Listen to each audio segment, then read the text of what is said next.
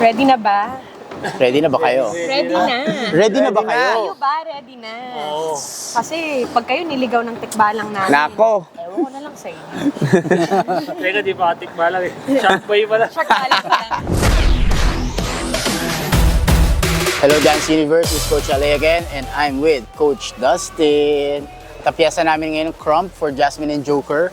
Ang concept namin ay tikbalang. It's a very, very interesting concept.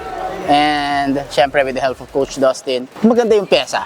Pero yung unang run nga kanina is medyo rough. Problem. Tama, There's Coach. a lot of elements na talagang hindi naman ginagawa in terms of sa mga routines, and it's a very challenging part for them, pero nabawi nila yon. During the last run, sabi namin nga ni Coach Dustin is i-exhaust nila yung sarili nila kasi para malaman din kung hanggang saan yung capacity ng stamina nila, and also Crump is a very, very good release. Kung Yes. ano man, kung stress ka ngayon, kung masaya ka ba or malungkot ka, napakaganda niyang release. So, feeling ko sa pagod na nangyayari ngayon kay Jasmine and Joker, feeling ko talaga na-achieve yun, no? May magic yan, Oo. may magic yan. Ang ganda ng run nila actually, and we're very excited sa ipapakita mismo nila sa performance nila.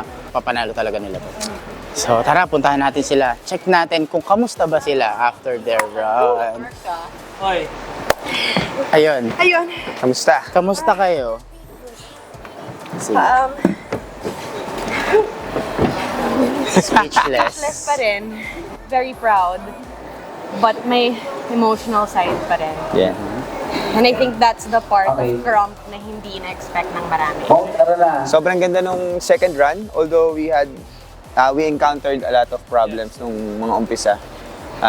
Pero nasolusyonan nyo after. And I think yung pagod nyo yung last run natin, nakatulong siya para i-release talaga yung totoong nararamdaman nyo.